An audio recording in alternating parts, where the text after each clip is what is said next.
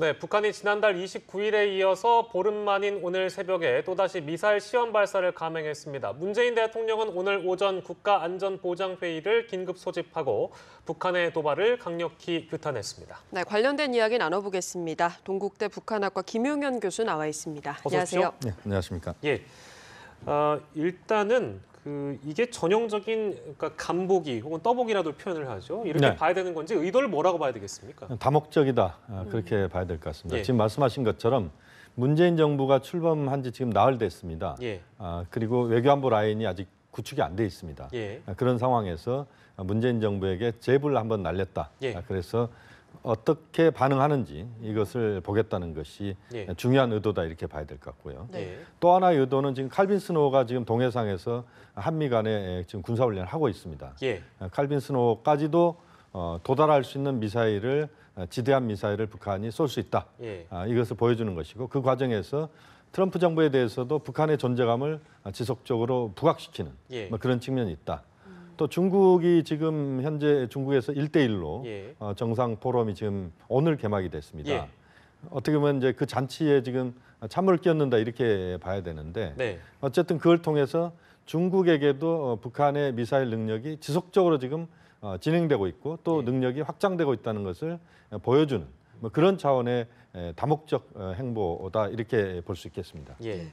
네, 지난달에만 3차례 미사일 도발을 감행을 했는데 실패를 네. 했잖아요. 오늘은 700여 킬로미터를 좀 비행한 것으로 파악이 되고 있는데 네. 어떻게 좀 기술력을 개선했다는 의미로 봐야 될까요? 이 부분은 두 가지 측면을 봐야 됩니다. 네. 하나는 이제 기술력을 개선했느냐 아니면 예. 새로운 미사일이냐 아니면 또 기존의 미사일이 다시 발사된 것이냐 이렇게 봐야 되는데 예. 예. 우리가 주목해야 될 건 오늘 발사 장소가 평안북도 구성시입니다. 예. 지난번 2월 달에 지금 북극성 2형을 거기서 발사를 해서 네. 한 500km 정도 날아갔고 그것이 이제 성공이다 우리가 이렇게 평가를 했었거든요. 예. 그렇게 본다면 이번 미사일 같은 경우는 그런 북극성 2형을 좀 더 개량했거나 또는 네. 북극성 2형의 발사 거리를 늘렸거나 예. 이렇게 평가할 수 있습니다. 그래서 비행 거리나 고도를 늘리면서 예. 북한이 북극성 2형을 안정적으로 이제는 운용할 수 있다. 이것을 보여주고자 하는 예. 이런 차원에서의 기술력 개선이다 이렇게 평가할 수도 있겠는데 예.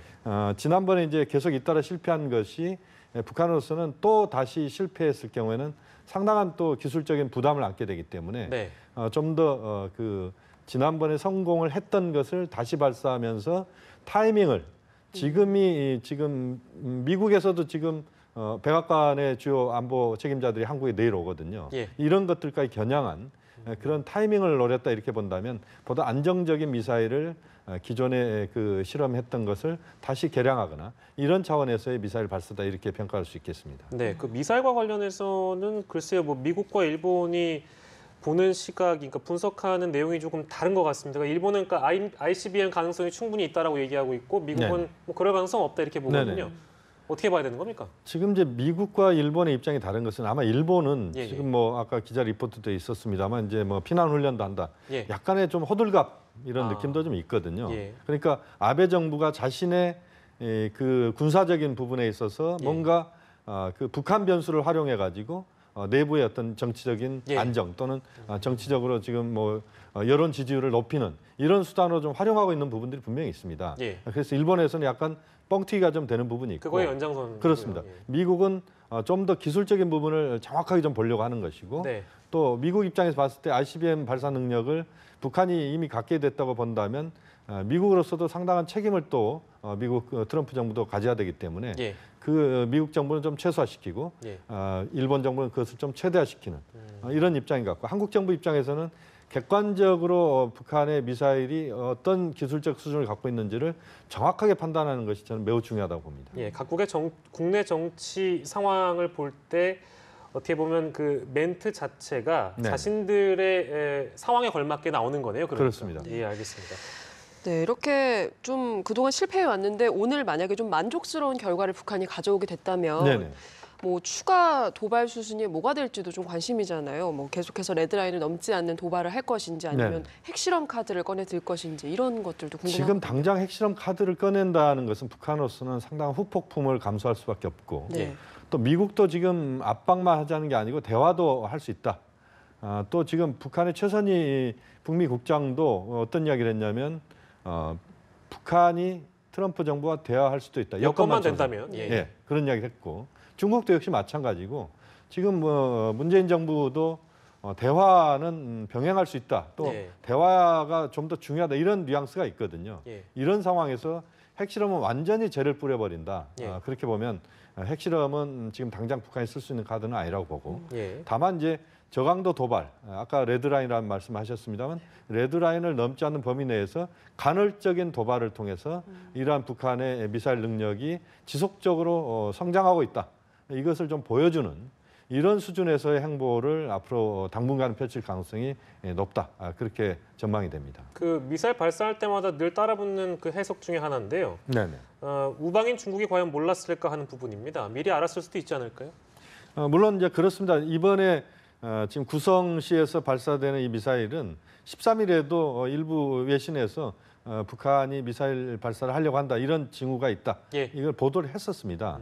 그렇기 때문에 이제 또 구성시라고 하는 지역 자체가 예. 중국에서 굉장히 가까운 곳입니다. 예. 평양에서 북쪽으로 100km, 또 중국에서 봤을 때는 중국 지반시나 이쪽에서 보면은 뭐 삭주 그다음에 그 아래 정도 되기 때문에 예. 뭐 한 100km도 안 됩니다. 그렇게 보면 중국으로서는 북한의 이런 미사일 발사 준비랄지 이런 것들은 체크를 하고 있었을 것이다. 예. 이렇게 볼 수밖에 없겠습니다. 알겠습니다. 자, 문재인 대통령 오늘 오전에 그 국가안전보장회의 NSC 회의 긴급 소집했는데요. 네. 일종의 이제 문재인 정부가 들었으면서 대북 기조가 바뀔 것이다, 대화 네. 국면으로 나아갈 것이다 이런 해석이 많았기 때문에 근데 네. 오늘 도발로 인해서 어떤 그 대화 국면에 수정이 필요한 건지 아니면 수정할지 그것도 궁금하네요. 어떻게 보십니까? 지금 이제 문재인 정부의 입장은 대화를 지금 당장 하겠다는 것보다는 예, 북한 핵에서 어떤 일정한 진전, 또 북한이 핵 포기와 관련된 부분에서 일정한 자신의 어떤 입장들이 긍정적으로 나올 때 대화를 본격화하겠다는 것이기 때문에 예, 지금 당장 문재인 정부가 대화로 방향을 잡았다 이렇게까지 보기는 어려울 것 같고요. 예, 또 하나 이제 오늘 미사일 발사가 상당히 그 레드라인을 넘지 않는 수준에서의 그런 발사였기 때문에 예, 이번 한 번의 발사로 문재인 정부의 대북 정책이 뭐 크게 출렁거리거나 예, 뭐 이럴 정도는 아니다. 다만 북한이 만약에 추가적인 6차의 실험을 한다거나 또는 ICBM 발사를 한다거나 이럴 경우에는 문재인 정부의 대북 정책의 폭 자체가 굉장히 좁아진다. 예. 그렇게 볼 수밖에 없고 역시 지금 상황에서는 하나 우리가 좀 주목해야 될 부분은 문재인 정부의 지금 외교안보 통일 이 지금 라인이 지금 계속 이번 주 아마 발표가 될 가능성이 높을 것 같은데요. 예. 그런 발표에 약간의 영향을 줄 수는 있겠다. 왜냐하면 이제 지금 안보실장이랄지 통일부 장관 또 외교부 장관, 국방부 장관 이 지금 한 명도 지금 새로운 인물들이 임명이 안 됐습니다. 네. 오늘 NSC도 박근혜 정부의 장관들이 지금 참가를 했거든요. 예. 안보실장도 마찬가지고 예. 뭐 그런 과정에서 이런 인선에 약간의 영향을 줄 수는 있는 것 아닌가. 왜냐하면 이제 북한의 도발이라고 하는 것 자체가 이번에도 그 문재인 정부 출범 나흘 만에 예. 도발을 하고 이런 것들이 간접적인 영향을 줄 수는 있겠다. 다만 뭐큰 틀에서의 어떤 영향을 준다 이렇게 보기는 어려울 그러니까 것 쉽게 같습니다. 얘기하면 비둘기파냐 매파냐라는 표현에서 네네. 지금 당장은 그러니까 오늘 도발이 있기 전까지는 문재인 대통령이 비둘기파 같은 인사를 소위 유념을 해뒀다면 오늘 도발로 인해서 네. 매파로 전환할 가능성은 분명히 있다. 분명히 있다라고 보기는 어려울 것 같고요. 어느 정도는 있다고 약간의 어떤 그런 그 문재인 대통령의 인식이랄지 예. 또 이런 부분에 영향을 줄 수도 있는. 예. 다만 이제 북한의 이번 행동 자체가 그 한 번의 어떤 즉흥적 행동 또는 예. 지속적인 행동이 아니라면 예. 그런 부분에서 뭐 큰 영향을 주지는 않겠지만 예. 역시 어쨌든 흐름 자체는 뭐 북한이 그런 것까지 고려하면서 행동한 것 아닌가 하는 그런 판단도 됩니다. 알겠습니다. 네, 그렇습니다. 우리 군은 뭐 도발을 지속한다면 강하게 응징에 나서겠다 이 점을 분명히 했는데 네. 이 시점에서 우리 정부가 할 수 있는 강한 응징 방안은 어떤 것들이 있습니까? 정부가 단독으로 할 수 있는 것은 없습니다. 지금 한국 정부 단독으로 응징한다라고 하는 것은 네. 예. 현실적으로 불가능하다 이렇게 봐야 될 것 같고요. 다만 이제 문제는 뭐냐면 남북 관계나 이런 것들이 전혀 지금 뭐 꽉 막혀 있기 때문에 우리가 쓸 수 있는 카드는 예를 들면 과거 같으면 이제 개성단을 갖고도 우리가 이야기를 할 수도 있고 뭐 여러 가지가 있을 수 있는데 우리가 쓸 수 있는 카드는 없다. 다만 지금 상황에서는 이제 한미 동맹 차원에서의 좀 더 미국과의 긴밀한 협력 또 한중 간에도 상당히 협력의 수준을 높여야 된다. 사드 문제는 사드 문제대로 두고 이런 안보적인 상황에 대해서는 좀 더 충분한 대화를 하는 이런 과정들을 통해서 한미중의 협력 속에서 대응을 종합적인 대응을 하는 것이 대단히 중요하고 뭐 그런 차원에서 지금 문재인 정부가 최대한 빨리 트럼프 정부와 시진핑 지도부와의 대화 통로를 확보하는 것이 저는 매우 중요하다고 봅니다. 네, 대화 통로를 확보하는 것이 무엇보다 중요하다 이렇게 말씀하셨고 앞서서도 뭐 이제 그 아까 최선희 북한 외무성 북미국장 얘기하시면서 네네. 북한은 여건이 되면 대화를 한다라고 네네. 얘기를 했잖아요. 근데 그렇습니다. 지금 상황으로 봐서는 여건이 그렇게 충분해 보이지는 않는 것 같습니다. 종합적으로 판단할 때. 네네. 그럼 그 여건이 다 마련되려면 네네. 그 언제 그러니까 어떤 상황에서 그 테이블이 마련되고 네네. 그러니까 양자 회담, 다자 회담 가능하고 네네. 상황이라는 것도 포괄적으로 봤을 때 아까 말씀하신 그 레드라인 도발을 하지 않는 상황이 네네. 또 마련돼야 되는 거 아니겠어요? 그렇습니다. 시기적으로 봤을 때 누구와 먼저 대화를 할 것 같고 언제쯤 할 것 같습니까? 이거 굉장히 어려운 예상인데. 지금 뭐 시기적인 부분에서 우선 전제가 있습니다. 예, 예. 북한이 만약에 6차 핵실험을 하거나 ICBM 발사를 한다라면은 대화는 뭐 거의 불가능한 물 건너간다. 예, 예. 그렇게 봐야 되고 북한이 그런 행동을 하지 않는다라면 지금 뭐 미국 트럼프 정부도 트럼프 정부가 생각하는 여건이 허락된다면 김정은을 초대해야 할 수도 있다 이런 그렇습니다. 이야기도 했거든요.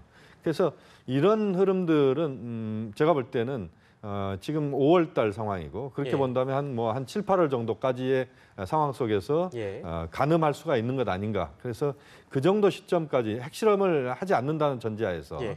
한 6, 7, 8월 정도 된다면 대화의 어떤 분위기들이 마련될 수 있다라고 봐야 될 것 같고요. 예. 예를 들면 뭐 한반도 상황에서는 남북관계 상황에서는 이제 8월 광복절을 전후로 해서 남북 이상가족 상봉을 할 수도 있는 부분이고 예. 또 지금 북미 관계 차원에서는 지금 미국 시민권자가 한 서너 명 정도가 지금 북한에 억류돼 있습니다. 예. 4명이 지금 억류돼 있는데 그들을 꺼내오는 과정에서의 뭔가 대화 이걸 통해서 어떤 그 대화의 어떤 출구들을 마련할 수도 있겠고 예. 또 중국 입장에서도 본다면 역시 지금 이제 1대1로 지금 뭐 회담 그 포럼 하고 있습니다만 중국은 계속적으로 대화를 하자는 것이기 때문에 예. 이런 흐름들이 마련된다면 만약에 이제 전제는 사실 이제 북한이 핵 고도화 중단 문제랄지 이런 예. 부분에서의 어떤 제스처는 필요하겠죠. 이제 이런 과정들이 무르익어 간다면 한 8월 정도 범위 내에서는 대화의 어떤 시작이 이루어질 수 있는 것 아니냐. 예. 그렇게 된다면 육자회담도 물론 이제 지금 뭐 쉬운 건 아닙니다만 예. 한 뭐 9월, 10월 정도의 육자회담의 가능성도 예. 열릴 수 있다. 물론 이제 약간 희망 섞인 부분이 있습니다만 어쨌든 북한의 행동이 더 나쁜 행동이 나오지 않는다는 것을 전제했을 때는 예. 좀 더 흐름은 대화로 갈 수도 있는 이런 상황도 우리가 예상해 볼 수 있겠습니다. 죄송합니다만 모든 상황을 고려했을 때 순차적으로 그러니까 다각적으로 이 문제를 접근하지 않으면 이 문제가 풀기 어렵다는 말씀처럼 들리네요. 근데. 그렇습니다. 지금 상황에서는 미국도 그렇고 예. 북한도 그렇고 적극적으로 대화를 하기에는 북한의 추가적 핵실험 만약에 대화를 하자고 했는데 예. 북한이 뭐 추가 핵실험을 해버린다 할지 변수가 많단 말씀이시죠. 그렇습니다. 이런 변수들을 조정해야 되기 때문에 예. 이런 과정에서 우리 한국 정부가 좀 더 외교력을 확보하고 좀 더 적극적인 예. 그런 노력을 기울일 필요가 있다고 봅니다. 네. 앞서 우리 정부가 단독으로 뭔가 대책을 취할 수는 없다고 말씀을 해주셨고 이제 다 주변국들과의 공조가 필요하다고 말씀을 해주셨는데 네. 북한 문제를 논의함에 있어서 좀 어떤 공조 체제를 유지해야 할까요? 가장 중요한 부분의 지금 말씀인데요. 네. 북한과 지금 한국과의 남북관계 개선만 갖고도 문제가 풀리지 않는 것이고 또 북미관계 또는 북중관계 이것이 단독적인 어떤 그런 관계 속에서만 문제를 풀 수 있는 것은 좀 아니다. 예. 지금 북핵 문제는 굉장히 종합적인 그런 접근법이 요구된다 이렇게 본다면 우선 기본적인 것은 한미동맹, 한중협력, 그다음에 한미중이 최소한의 공배수를 찾는 겁니다. 그러니까 북한 핵 문제를 풀어가는 데 있어서 쉬운 것을 어떤 기준에서 찾아갈 것인가 또 북한에 대해서 압박한다면 어떤 수준에서 압박할 것인가라고 하는 것이 한미중의 합의를 최소한 해내고 네. 그것을 전제로 해서 북한에 대해서 한편으로는 설득하고 또 한편으로는 압박하고 예를 들면 압박은 뭐 미국이 중심이 된다면 설득은 중국이 중심이 되고 한국은 또 거기에서 또 중간 역할을 할 수도 있는 부분들이고 뭐 이런 것들을 굉장히 유기적으로 배합하는 그런 또 외교적인 노력을 할 수밖에 없는 게 현실이다 이렇게 말씀드릴 수 있겠습니다. 예, 다시 드는 생각이 나면 참 쉬운 게 하나도 없다는 생각은 다시 듭니다. 오늘 북한 미사일 발사한 내용 가지고 김용현 동국대 북한학과 교수와 함께했습니다. 오늘 고맙습니다.